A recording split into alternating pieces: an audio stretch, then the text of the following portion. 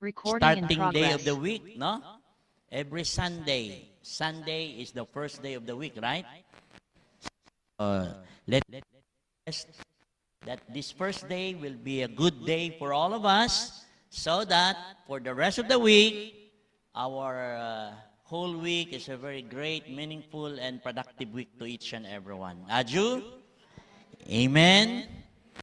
Okay, so, yun nga, no, as a human being,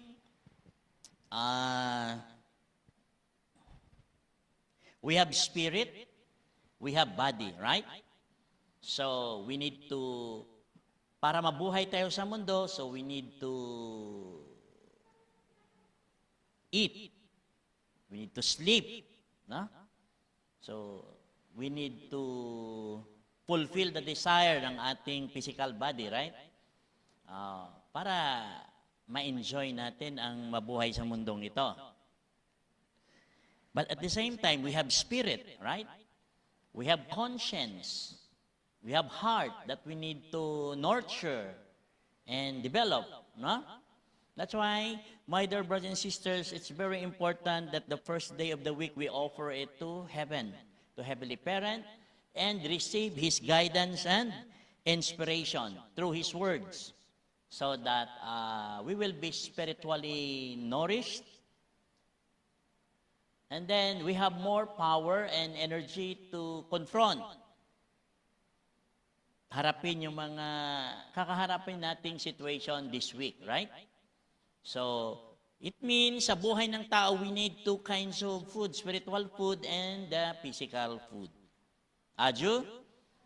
So this time, I will give you the spiritual food. So this Sunday, so welcome to our FFWPU Visayas family where true love begins. So welcome to our Sunday family service.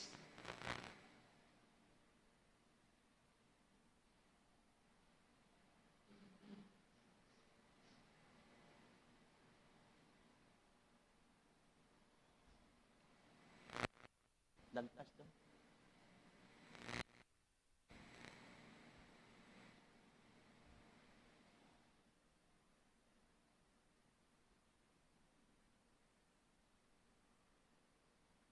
Next. Dali lang ha, technical natin. Oh.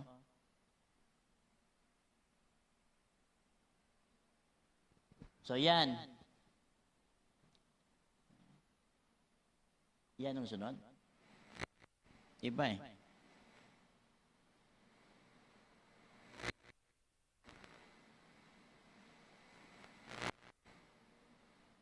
Sandali ha. So, my topic for today is about, my sermon for today is about war within. So, right? So, ngayon, may gera ngayon sa Iran at Iraq. Sa Iran at saka ng US and Israel, right? Marami ng conflict na nangyayari sa mundo. So, there are so many technologies and everything. People are well-educated, right? We are technologically advanced, but why still there is conflict? No? Bakit hindi pa rin ma-settle yung conflict? Ha? Once and for all.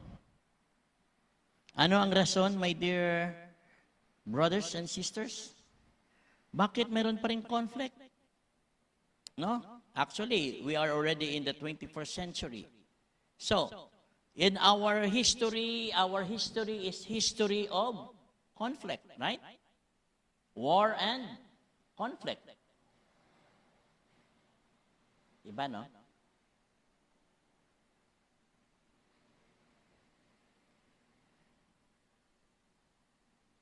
Ba't ang hindi naintindihan ng iba, natin na mga tao, na yung conflict natin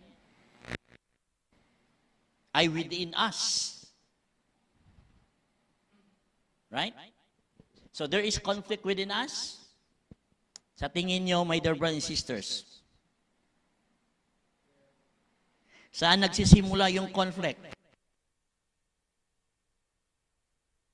Right? we will send first.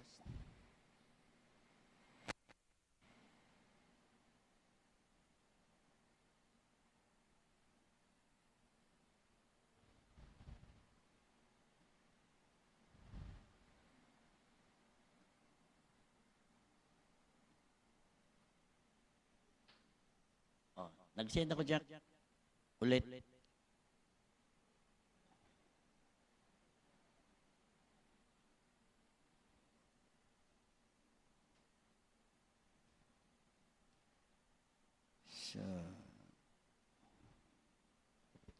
So yun, my dear brothers and sisters.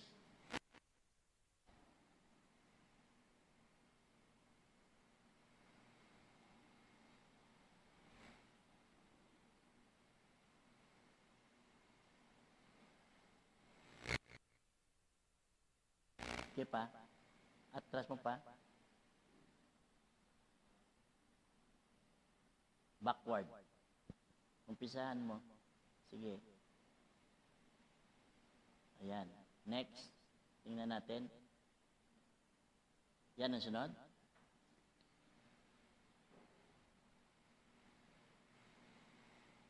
Ora na, may ginsend ako ng bago. May ginsend ako ng bago. Okay, so technical, papasensya. Yun, my dear brothers and sisters. So ngayon, we really need to deeply reflect, no? Kung ano ba talaga yung war na dapat natin i-resolve within us. So, maraming war. But ang pinaka-importanting war dapat i-resolve natin within and ourselves. Right? Within, between mind and body. Right? Paano natin ma-unite ang ating mind and body? Paano natin na ma-solve yung katanungan noon pa man ng ating mga ancestors? Ano yung katanungan nila?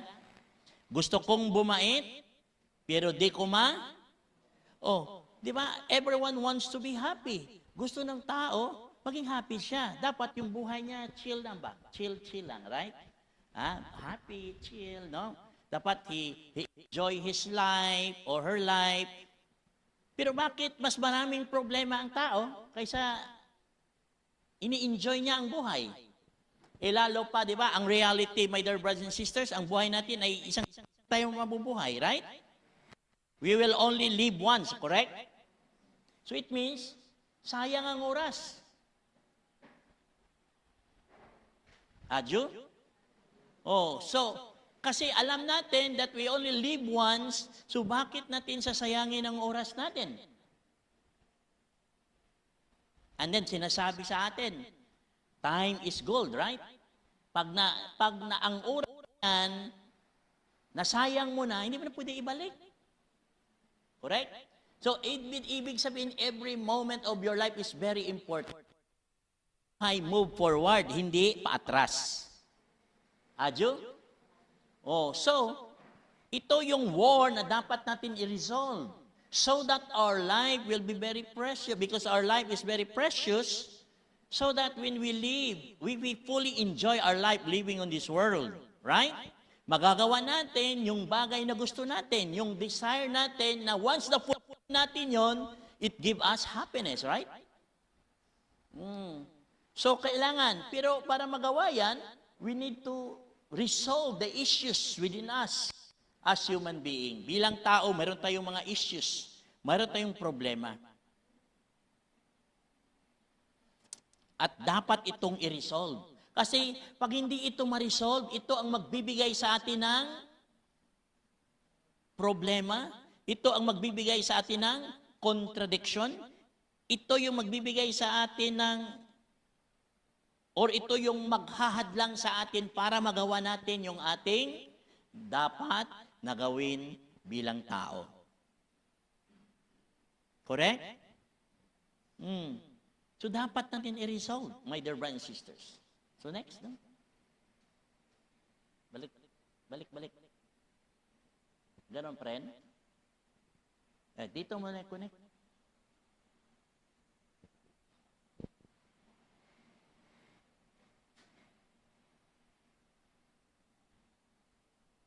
Yan.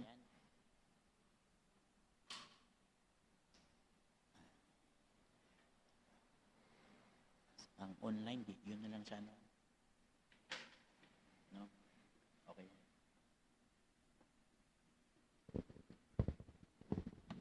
Okay. So, inaano namin kasi we have online participants, no? We have online you join our service. So, kaya ito yung sermon ko ngayong Sunday sa inyong lahat. The war within. So, ang pinakagrabing war, hindi yung war ng Iran and Iraq. Tingnan mo, pag natapos yan, tapos na. Huh? But the conflict within the person, hindi natatapos yon. No? Oh. To who make the decision para magkaroon ng war? Only one person. Right? One person can also make peace. It depends on how his mind and body united. No? One person can make this world chaotic.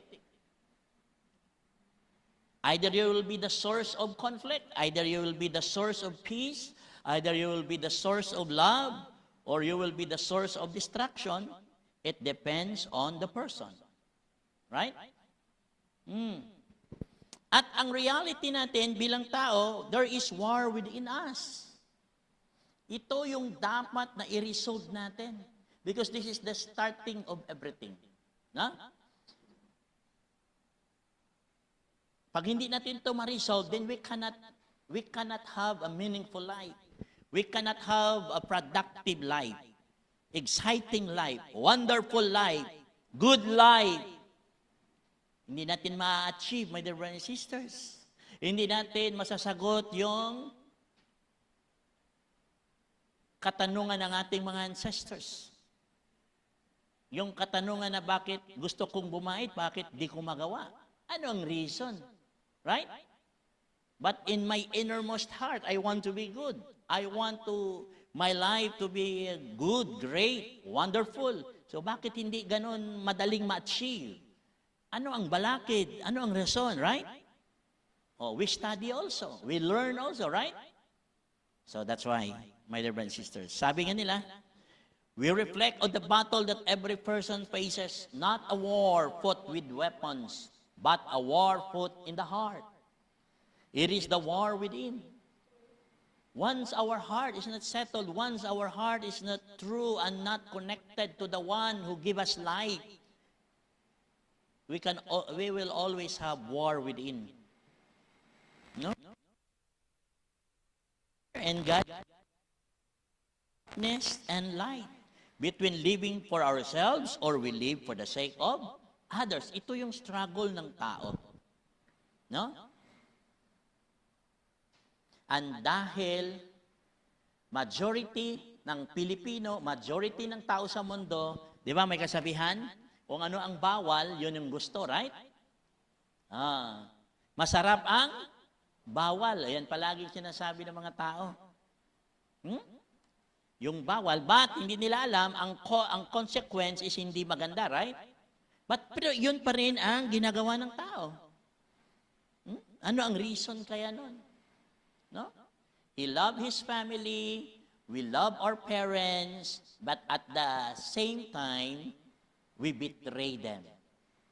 Slowly, right?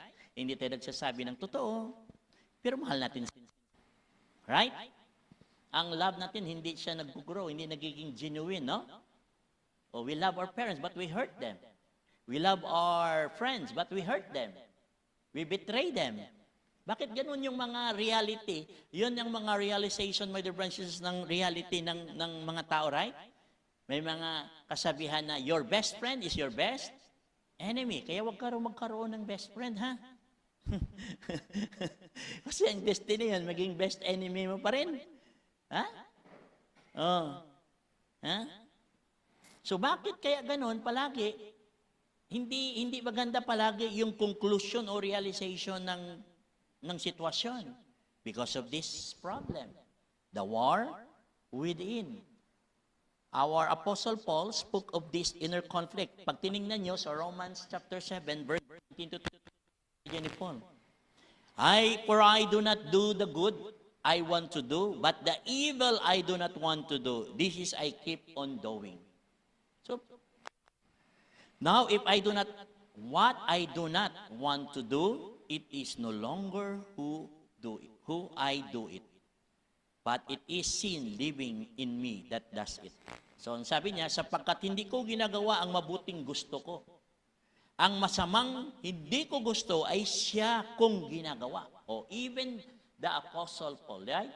One of the great apostles of our Lord Jesus, who spread the teaching of Christ. No? Siya mismo inadmit niya. Right? Na gusto niya gumawa ng mabuti. Pero yung ginagawa niya, hindi yung mabuti, kundi yung masama. Pero yun yung ayaw niya rin gawin. Yung masama.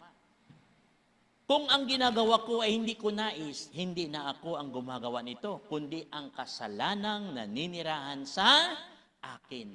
So, Saint Paul said, so yung gumagawa ng ganito, ng masama, ito yung sin na naninirahan sa akin. Itong spirit na ito. So, Saint Paul admit na we have war within, right? Even a great disciple and apostle of our Lord Jesus, they recognize that there is conflict within. No? Sabi pa niya rin sa Galatians, for the flesh desire what is contrary to the spirit, and the spirit what is contrary to the flesh. They are in conflict with each other, so that you are not to do whatever you want. Sapagkat ang mga pagdanasa ng laman ay laman sa kagustuhan ng Espiritu. At ang kagustuhan ng Espiritu ay laban sa pagdanasa ng laman. Magkalaban ang dalawang ito. Kaya napipigilan kayo sa paggawa ng nais ninyong gawin. So, ang physical self natin may desire, yung spirit self natin may desire. So, kailangan mag-work together sila, no? Kasi dito natin marirealize, my dear brothers and sisters, in our lives, mayroon tayong desire, right? Mayroon tayong gusto, tama? Kasi kung wala tayong desire, paano tayo maging happy? Paano maging makulay ang buhay? Paano maging exciting ang buhay kung walang desire ang tao? Nakakita na kayong taong walang desire? Di ba? Everyone has a desire. Kasi once you have a desire, and once you fulfill that desire, you will be happy. But ang problema lang, anong klaseng desire? Dito nagkakaroon ng conflict. Kasi yung spirit may desire. Yung physical self may desire, right? Kailangan mong timbangin ang mas priority, saan ang mas importante, at saan yung mga desire na kailangan i-control or i-manage. Right? May mga desire na dapat i-control. May mga desire na dapat i-manage. Kasi mo siya ma-manage, it costs lives. Di ba? Masisira ang buhay mo. Too much eating, desire yan. Eating is desire, right? Sleeping is desire. Sex is a desire. But ito ay mga physical desire na sinasabi dyan. Kagustuhan ng laman. Ba't kailangan mo yan? But, yan ba ay mga bagay na kailangan mong i-prioritize?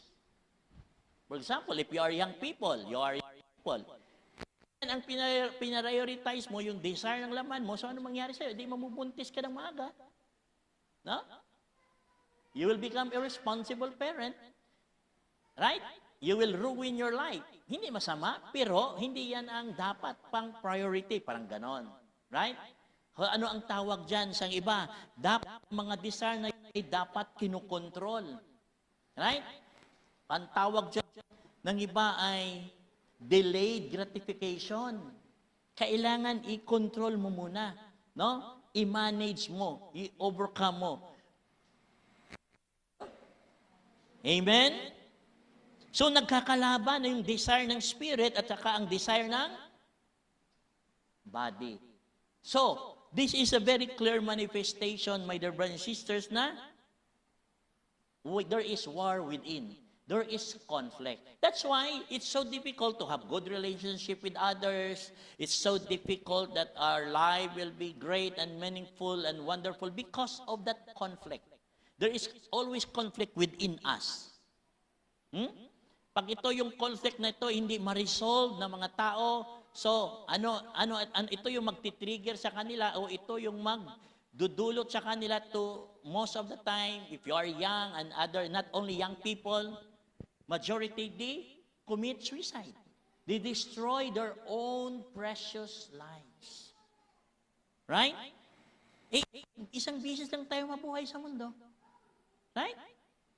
So, pero dahil sa hindi natin ma-resolve yung war within, that's why napakadaling sirain ng buhay.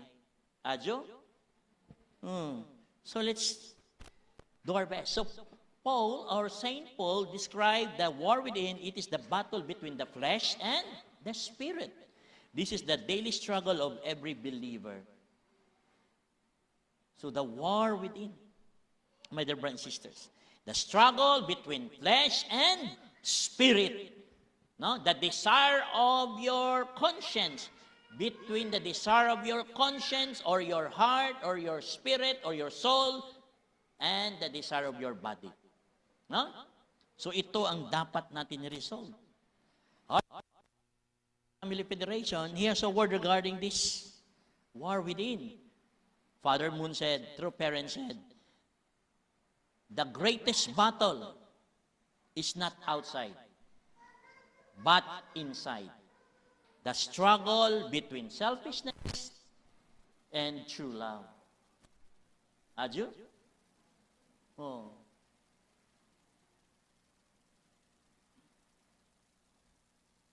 That's why sabi ni Father Moon, true parents, we find a great contradiction in every person. Within this same individual are two opposing inclinations. The original mind that desire goodness and the evil mind that desire wickedness. They are engaged in a first battle, striving to accomplish two conflicting purposes. The other purpose, the original mind, goodness. The other one is wickedness. No? So any being possessing such a contradiction within itself is doomed to perish, sabi ni True Parents, sabi ni Father Moon. Pag ito nag-exist sa tao at hindi natin ito ma-resolve, we will doomed to perish.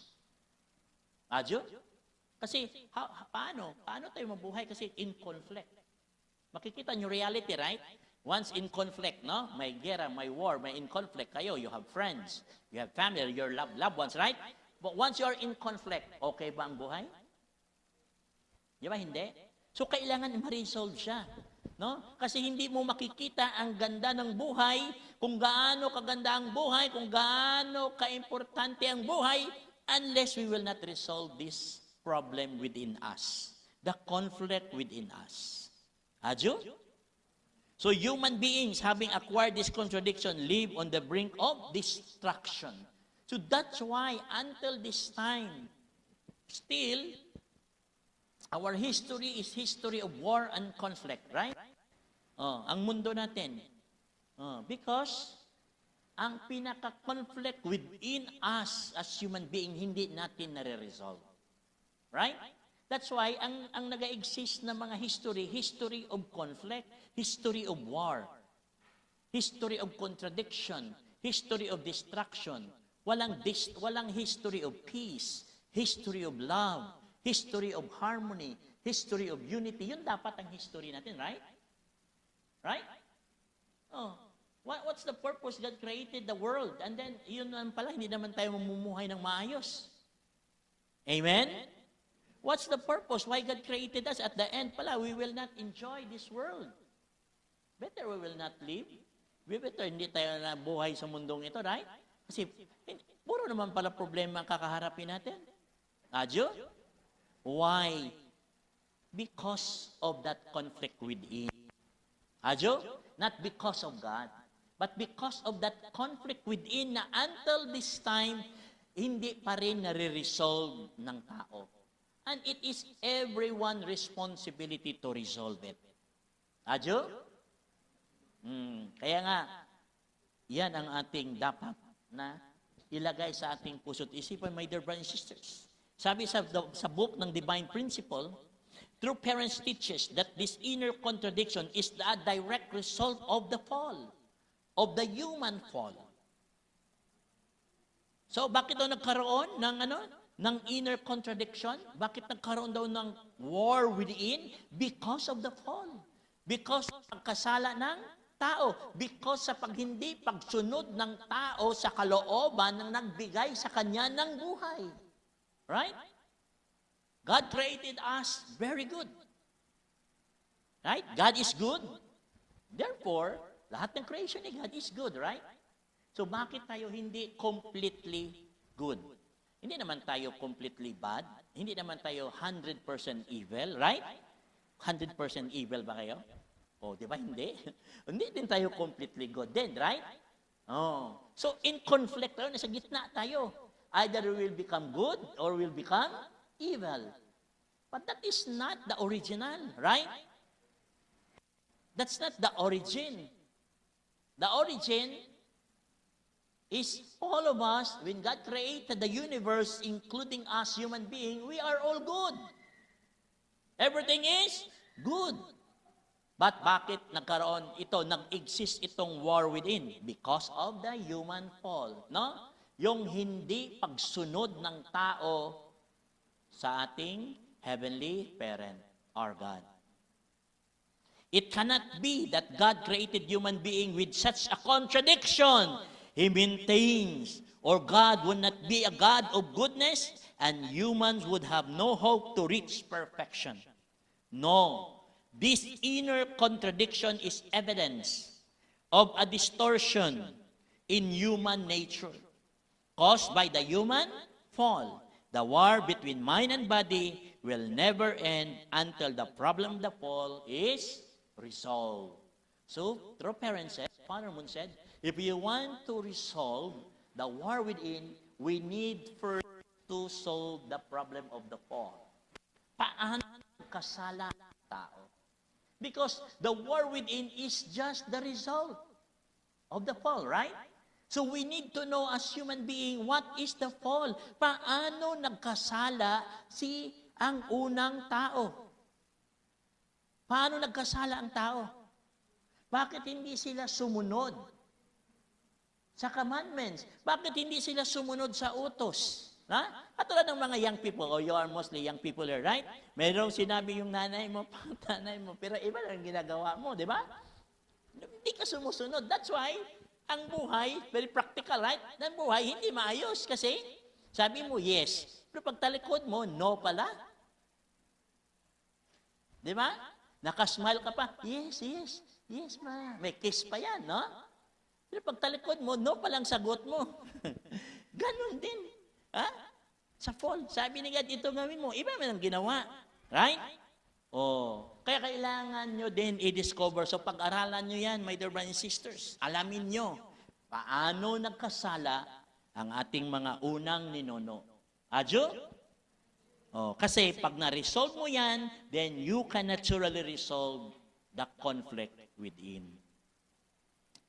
So, another speech, another teaching of Father Moon, he said, true parents said, human beings inherently tend to avoid evil and seek goodness. Ito talaga yung desire natin na tao. We want to avoid evil and we want to seek goodness because our ultimate goal na mga tao, we want to be happy. Right? Everything that we do, everything that we desire, the conclusion is we want to be happy. Ang problema, nasa gitna tayo. We have this problem. Conflict within.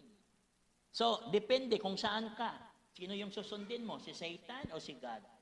Si original mind mo o si evil mind mo? So, di ba? Doon madidetermine kung anong magiging result. Right? But most of the time, yun na nga, sinabi ko kanina, sinabi ng ating mga ancestors, mga ninuno,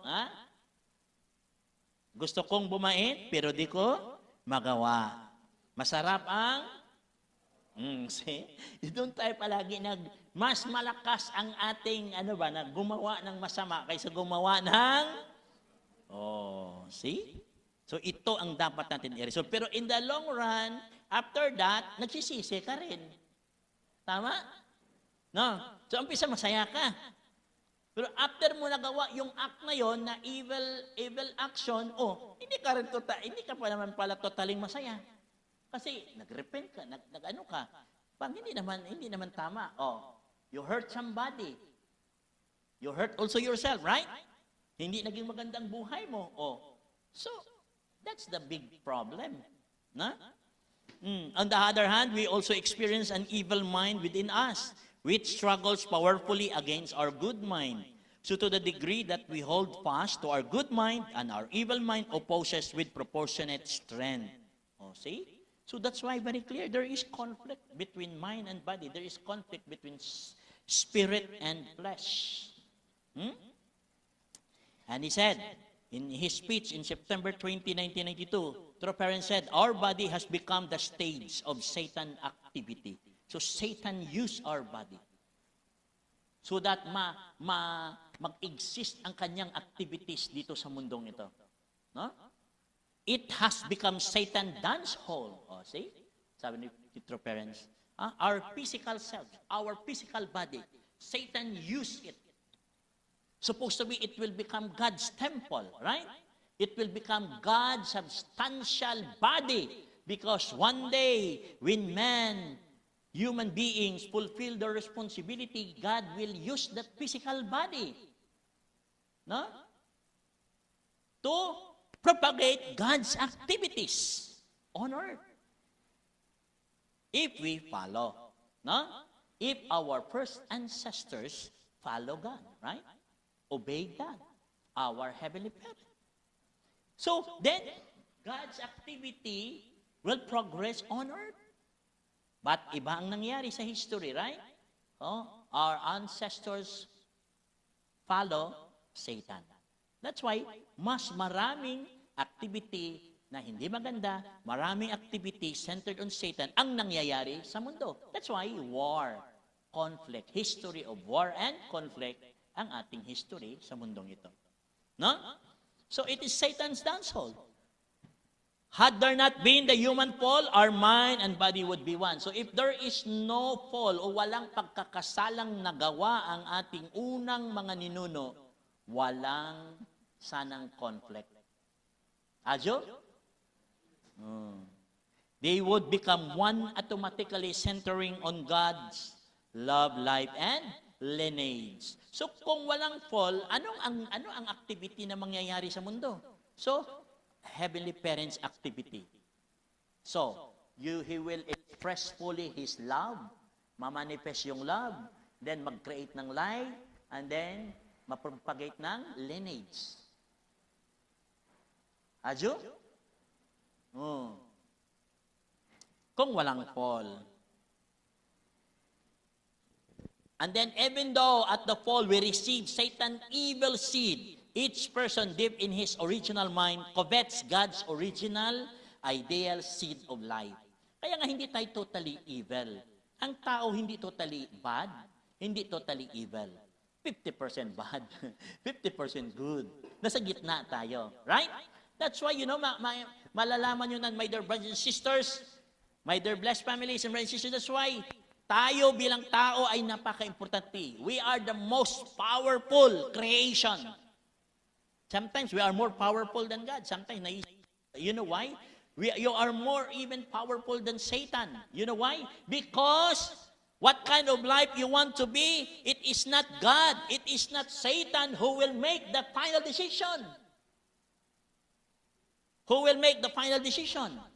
What kind of life you want? It's you, right? That's how powerful human being. God He cannot control you. He cannot just give you direction, right? You need to respond. So, in the end, you are the most powerful. So, ano man ang nangyari sa ating buhay, wala dapat tayong sisisihin. You cannot even blame Heavenly Parent, God. You cannot even blame Satan because yan ang palagi kong sinasabi po ulit-ulit sa mga sermon ko. Who make the final decision? Us, right? Wala kang pwedeng sisihin kundi ang sarili mo, right? So, Hindi tayo totally 100% bad. Hindi rin tayo totally 100% good. We are at the middle. That's why we need to. We need Jesus. We need true parents because they are the one who can guide us, who can help us to solve this conflict within us. Ajo? So within each individual, there are two opposing elements that are struggling. The original mind on the God side and the body on Satan's side. For this reason, as long as we do not bring oneness in our mind and body, pag hindi daw natin ma-resolve ito within our lifetime, we cannot enter the kingdom of heaven. Ajo? Cannot. We need to resolve the war within. We can never have peace. We can never have true love. We can never have happiness, my dear brothers and sisters, once we cannot solve this war within. Ajo? All right? So, I will give you some biblical examples of the war within that I recognize. You know the story of David? David's struggle, right? Si King David. David was a man that after God's own heart. He was north of God. Taga-alanga lang yun ng tupa, si David. Siya yung tumalo kay? See how God nurtured David to become from an ordinary man, became a great man, became a king of Israel, right? But in the end, there is war within. Ano nangyari? Yet he fell into sin with Bathsheba. Di ba?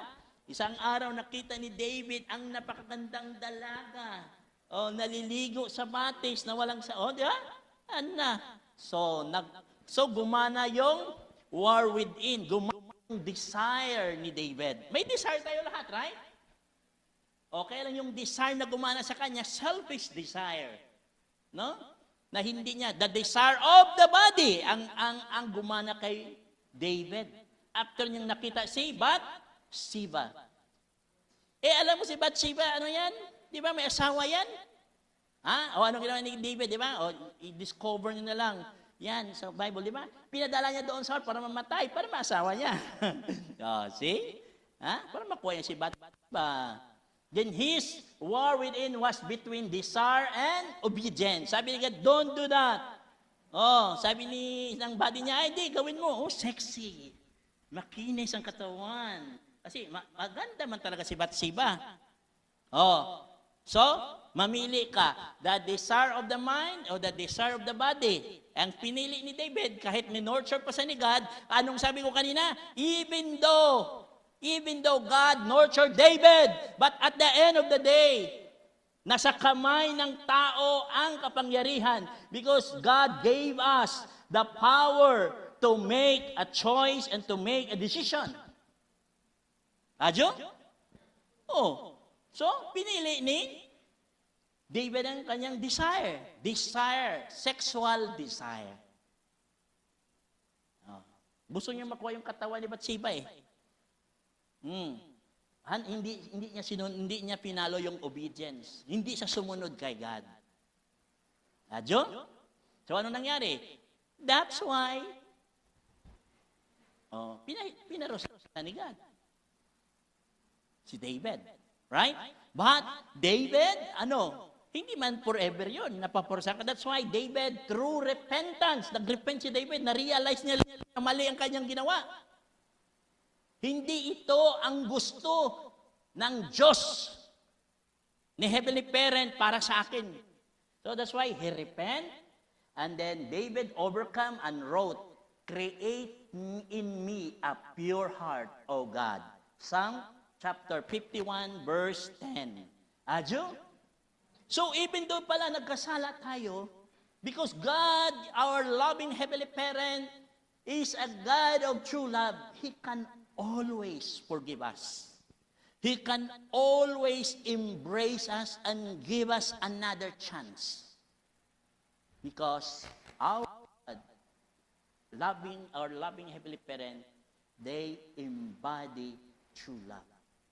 Their love towards us, ni God, ni Jesus, ni true parents is unchanging, absolute, and eternal.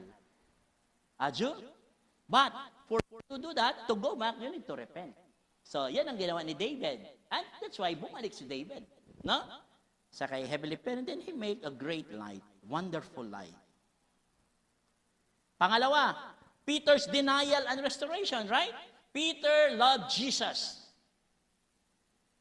But natakot siyang mamatay. He feared, but in fear, he denied Him 3 times. Di ba? Yan ang sinabi ni Peter. No, God. No. Natulog pa sila, di ba? Sama sila doon sa Garden of Gethsemane na. Hulihin na si Jesus. Oh, isa doon si Peter nandun. So then, nung nahuli na si Jesus, dininay niya. Di ba? Boss mo yan? Oh, Peter denied. Right? But nung kaharap niya si Jesus, sabi niya, no, it will never happen. I will die for you. Na, pagtalikod na. Nadami ng military, Roman na soldiers na. Nag-iba ang tono ni Pedro. O kayo, ganoon din siguro, no? Tayo naman lahat.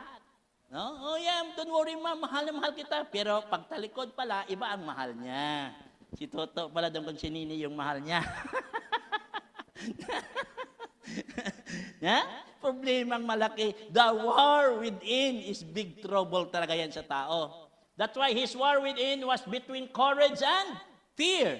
You need to choose. Courage to tell, yes, I am the follower of Christ. Pero hindi. At that moment, fear ang nanaig kay Peter. That's why he denied Jesus 3 times. But yet, Jesus restored him in saying, feed my sheep. Peter's victory came when he chose love over fear. That's siya ang nagiging, kaya nga siya yung foundation ng Christianity, si St. Peter. Because after that, na-realize si St. Peter, na-restore niya yung kanyang dignity, yung kanyang pagiging apostle. Then, he chose the path of love. Adyo? Ay, hindi siya takot kahit sunugin siya, kahit anuhin siya ng mga Roman soldier at that time, ipipersecute siya. Hindi niya na dininay si Jesus. At nung mamatay siya, anong sabi niya? Sige, ipako mo ako ng patiwarik. Di ba si Jesus ganon? O si Peter, patiwarik. That's how he showed his love. To reclaim his true position as disciple and son of our Lord Jesus and our loving Heavenly Parent. Adyo? Amen? So talaga nangyayari, my dear brothers and sisters, my dear blessed family, online also. That's why nangyayari talaga yon. Right? That there is really war within us. There is really conflict na kahit anong galing mo sa mathematics and science, ay hindi mo ito mariresolve dyan sa ganun. Pangatlo, example. Saint Paul. Di ba? Sino yung si Saint Paul? Nag-umpisa sa number 1 persecutor man yan ni Jesus. Number 1 persecutor man si Saint Paul ng mga Christians. Right?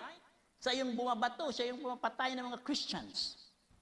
But in the long run, he became one of the great apostles and disciple of Jesus Christ, who spread the gospel.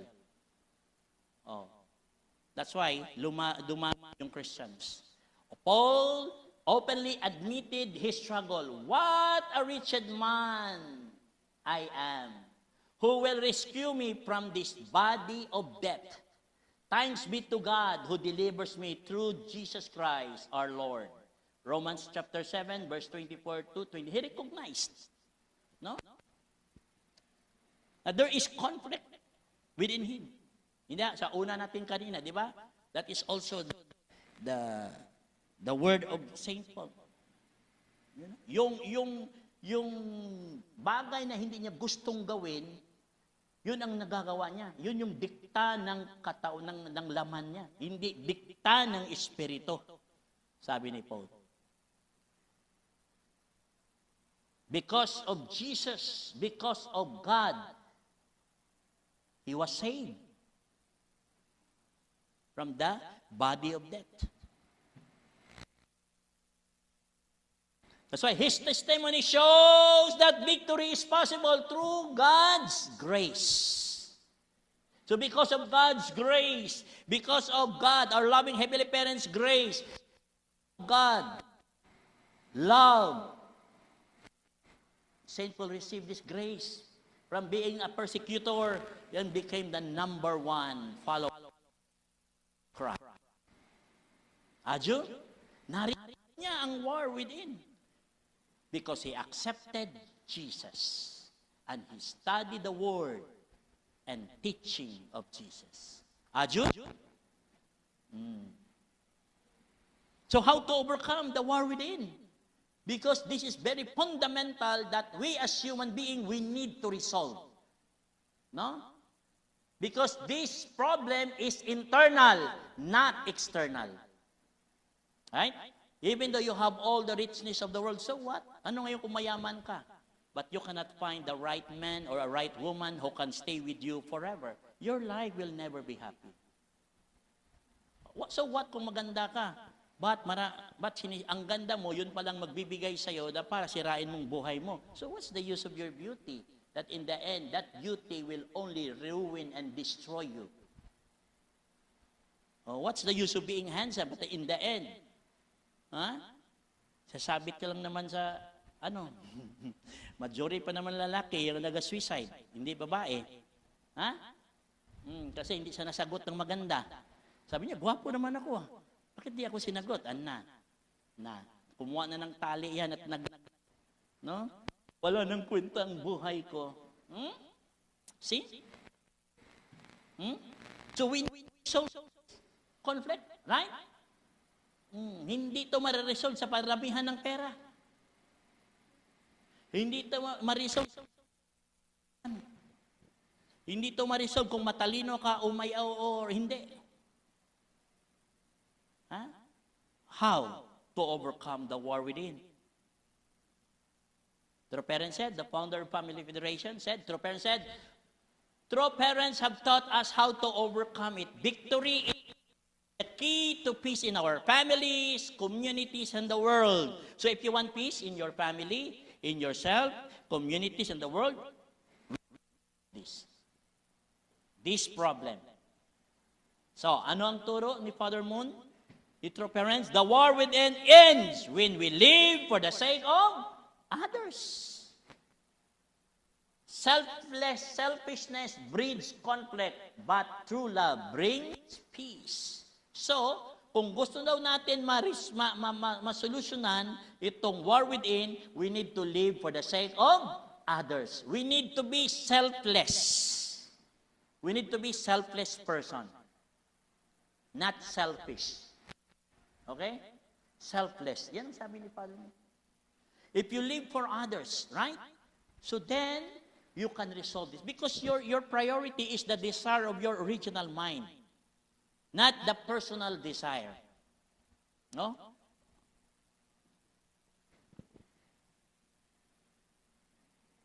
Then, Mother Moon said, victory in the war within comes when we live for the sake of others, embodying God's heart. That's why God's heart never changed. Di ba? Ilang ulit na tayo nag-pray. Ilang ulit na tayo nagbigay kay God ng affirmation. Yes, God, I will do my best. But still, isang oras lang, nawala na yung pledge mo. Right? But God, our loving Heavenly Friend, the way He look at us, never change. Right? Kahit anong mangyari, God knows you are my children. I will still love you no matter what. Adyo? Hindi conditional. Unconditional ang love ni Heavenly Parent towards human being. Adyo. That's why. Yan ang key. We need to live for the sake of others. We need to have God's heart, like the heart of God, which is unchanging, absolute, and eternal. Never change. The heart of God towards us. Hindi yan mai-influensya ng kahit anong sitwasyon. Adyo? Kaya nga yan ang problema ng mga tao. Bakit until this time na still ang war within nandyan sa atin? Because when we have trouble in life, when we have problems in life, sa kapitbahay tayo pumupunta. Sa kaibigan tayo pumupunta. Pag may problema tayo, pumupunta tayo sa kapitbahay, sa kaibigan, sa friend, sa kung kanino, sa tao. yung ang pinuntahan mo, may the same din na problem, right? How he can solve it? How he can give you solution na siya mismo, hindi niya yun nasolusyonan. Correct? Kaya wrong move, right? Dapat, if we have troubles in life, we have problems in life, first, saan ka dapat unang pupunta? You go to God. You go to Jesus. You go to true parents. Because they know the problem within. Aju? Jesus are called the only begotten Son of God. Means they have the same heart. They absolutely follow God.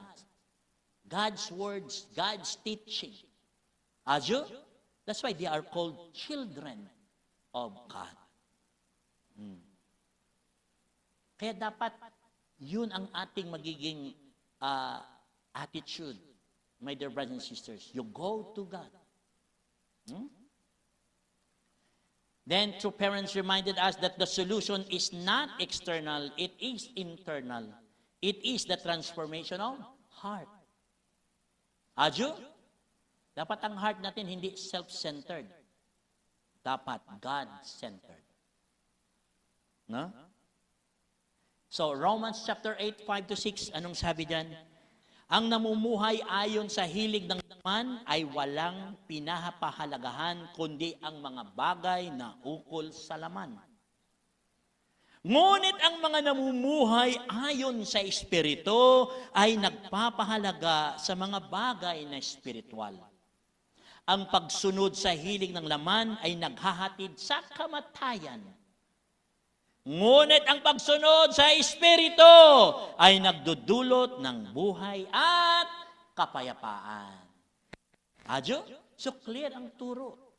If you follow your bodily desire, you will be destroyed. Because the desire of the body is selfish, personal. Personal, right? At hindi yan ma-manifest kung hindi ka gagamit ng iba. But ang problema, gagamitin mo yung iba for personal happiness, right?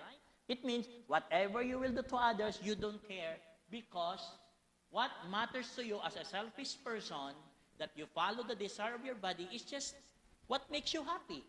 What makes you satisfied. You don't care others. Nakuha nyo? Amen? No. But if you follow the desire of the Spirit, which is the desire of our original mind, which is truth, beauty, goodness, and love, then if you fulfill that, you still use others, but it will benefit them all. Right? You will never use them for your own happiness, but for the happiness of everyone. Sabi pa sa Galatians chapter 5 verse 22 to 23, ang bunga ng Espiritu ay pag-ibig, kagalakan, kapayapaan, pagtatyaga, kabaitan, kabutihan at katapatan, kahinahunan at pagpipigil sa sarili, walang kasasan sa mga ganito. See? That is the fruit of the Spirit. If we follow our original mind, we will experience true and lasting happiness. Adyo? We can control. Hindi ibig sabihin na ang desire ng body natin, hindi natin i-desire. Hindi pwede, kasi desire yun eh. But makakontrol natin siya. Mamamanage natin yung desire ng body natin. Ha? Kasi pag hindi, so mababiolate natin yung principle ba? Na anong may principle ba? Di ba may kasabihan na lahat ng kulang ay dapat everything we live sa tama lang, insakto lang. No? Pag sobra-sobra, masama. Pag kulang, masama rin. Tama lang dapat. So paano mo magawa yan? If you nurture your spirit. If you follow the desire of your spirit. Adyo? So, ano ang dapat natin gawin? Conclusion natin, ano ang gagawin natin? So that we can resolve the war within. Number 1, we need to repent. Katulad ng ginawa ni King David. Adyo? Amen? acknowledge our failures, and return to God with humility. Pangalawa, living by the Spirit. Cultivate prayer, study, and obedience to God's words. Para yung mind mo, ang nurture doon, positive thoughts, positive mind, positive heart, positive energy, ang pumupunta sa'yo. Right? So dahil positive ka rin magtingin sa mga bagay-bagay sa mundo. So dahil positive ang buhay mo, magiging maganda ang resulta ng ating buhay. Kasi yung mind mo is positive, right? No, that's why you need to cultivate prayer. That's why, like example like this, you need to attend Sunday service, sermon kahit pang simbahan, parehas lang. No? The church will provide you food for your spirit. Adyo?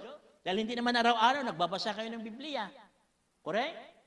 That's why the pastors will give you food so that to nourish your spirit, so you will nourish your original mind. So that you can be a true sons and daughter of our loving Heavenly Parent. And then pangatlo, practicing true love. Live for the sake of others, forgiving and serving with joy. Yun. Yun yung true love. Yun yung action. No? How you manifest your love to others through your action. You need to serve others, you need to join volunteerism, pag walang may kapitbahay kang bigyan mo. Without expecting anything in return. That's serving with joy.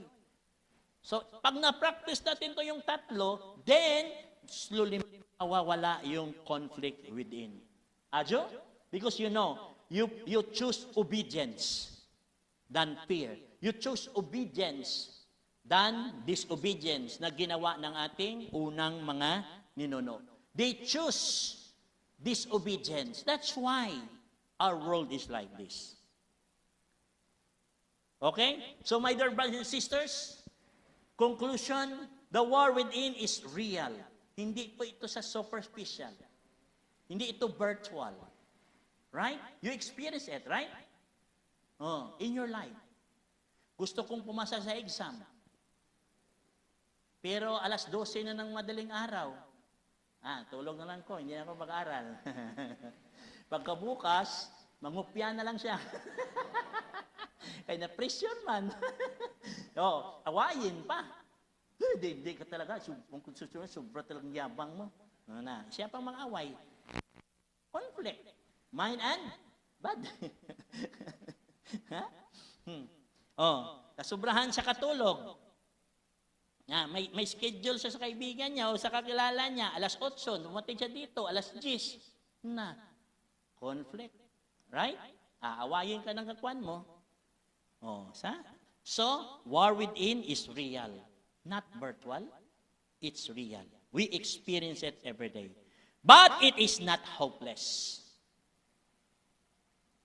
David overcame through repentance, right?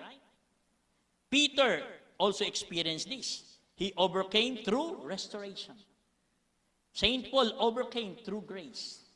And true parents said, remind us that victory comes when we live for the sake of others. Let us feed the Spirit, embody true love, and win the war within. In doing so, we bring peace not only to ourselves, but to the world. Aju? Amen? So we need to repent. We need to restore ourselves. We need to accept through parents. We need to accept Jesus so that we can receive grace. We can be liberated. We will be reborn, right? And then we need to live for the sake of others. Ito yung mga bagay na dapat natin gawin so that we can win the war within. Thank you, Sarang Hamida, my dear brothers and sisters. So, may I request everyone to please stand? Let's close our eyes and let's offer our prayer.